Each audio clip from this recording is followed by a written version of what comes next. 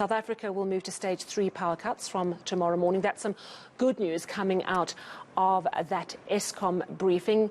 Energy expert Tshepo Kgadima has been patiently waiting, listening to that media briefing and is in studio. Tshepo, thank you so much for joining us and for listening through. Eskom seems to have made a great effort to explain to South Africa the kind of problems that they are facing. We know at the same time there have been strong calls from the National Union of Mine Workers, from the Black Business Council, among others, for Andre de Ruyter to step down along with his executive team. Did you find the explanations that you heard this afternoon to be acceptable and understandable? Well, good afternoon. Well, acceptable, I'm not so sure about that, but I think everyone in the country had a little bit of something for themselves. So if I was the president of the country today, I would have been evidently really needing no further convincing that you do not have the right team in place. If I was a bondholder, and we know that Eskom has got a very large bond program, I would be worried. I think we are on the verge of having a Eskom defaulting on its bond payments. And similar to what we've seen happening in China with China Evergrande in terms of that property behemoth. I think here we must bear this in mind. Eskom is the largest company in South Africa with a daily turnover of roughly 560 million rand on a daily basis. This is the largest company. So therefore, if anything, we would have expected that I think the CEO should have demonstrated that he's got intricate knowledge of this entity that he's presiding over in as far as his operations, in terms of his finances, and in terms of his ability to be able to really assure South Africans that you can be able to supply energy. If I was a board member of any company, a mining company, a smelter, or any energy-intensive user, again, I would clearly today be saying we have to find an alternative, and the alternative will be to be off-grid and find those solutions. And maybe the 100 megawatt that is now being gazetted, where you can self-generate without a license, we will see a number of investors now putting their money there, because certainly with Eskom, I think we are heading for catastrophe.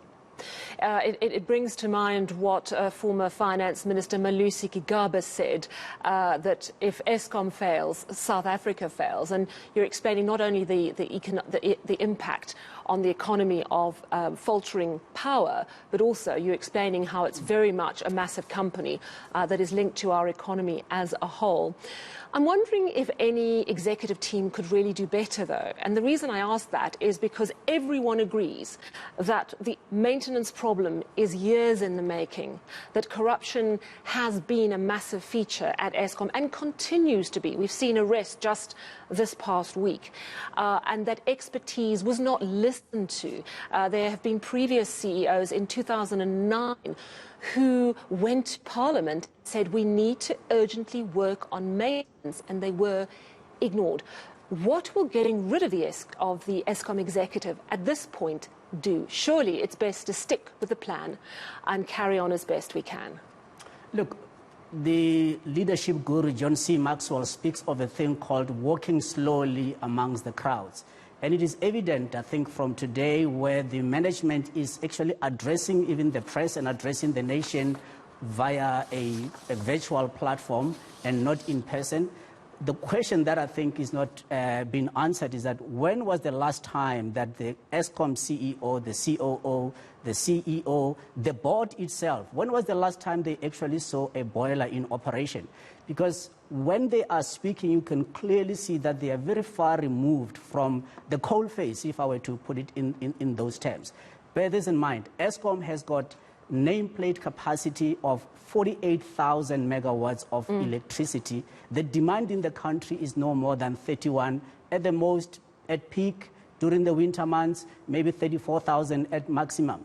They, by their own account, at the beginning of the week, they made mention that they had plant breakdowns, as well as those plants that they have taken off for maintenance, that collectively is 20,400 megawatts, thereabout, that you will say that they were short of. Therefore, there should have been no load shedding, taking into account the demand that versus the installed capacity that is there. But a country of South Africa, we have got nameplate installed capacity of 58,000 megawatts. The question that they have not been able to answer is what exactly is the root cause of that? We have got 58,000 megawatts of installed capacity with a demand of 31,000 megawatts, and yet we are having this rolling blackouts. What is the effect of that? Also, they have not stated in really minute detail as to what are the revenue losses. Bear this in mind.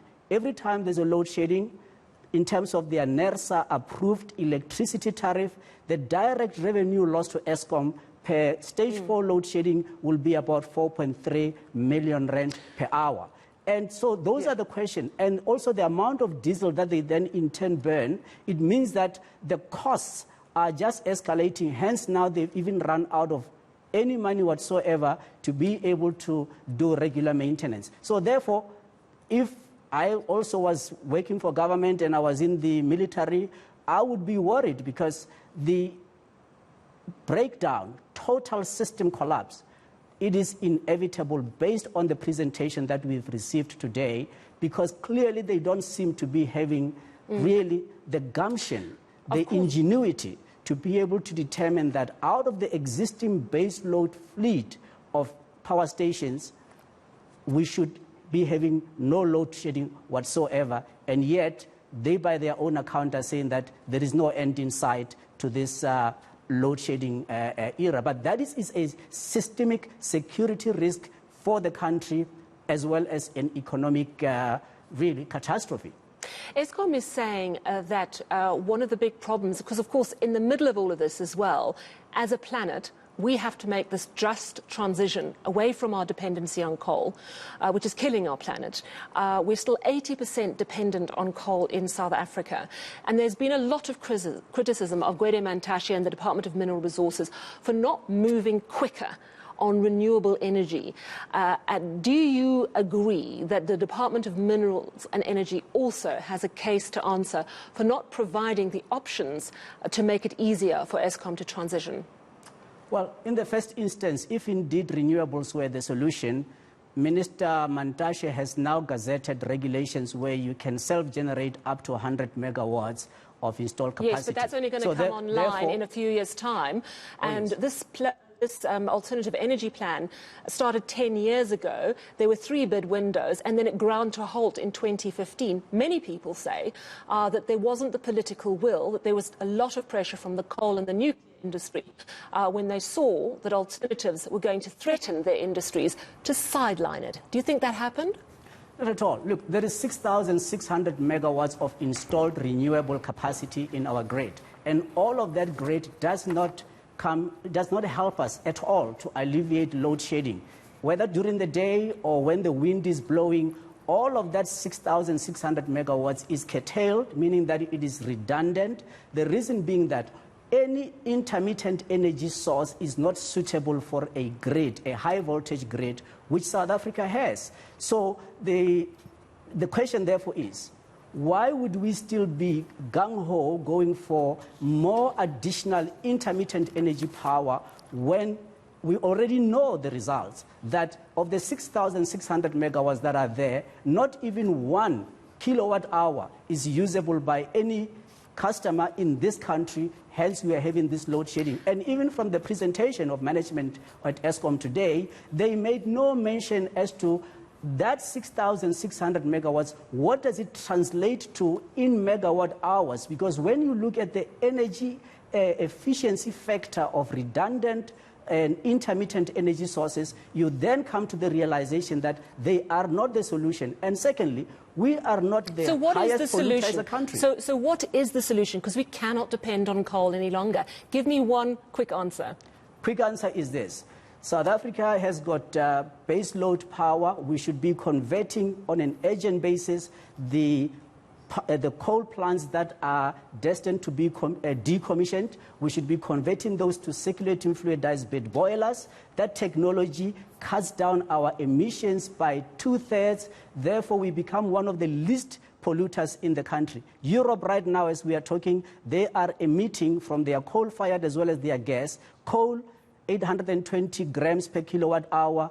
Gas, 490 grams per kilowatt hour. The solution is there. South Africa is emitting no more than 301. So if we increase our efficiency, if we burn coal correctly, we can be able to reduce our emissions to 108 grams from the 308, therefore being comparing much more better. And in terms of installed capacity, Germany, for example, has got double the capacity for coal, and yet they are emitting that much higher. So greenhouse gas emissions are not the biggest problem, but we can resolve that problem by just simply ensuring that we do that is reliable, base load.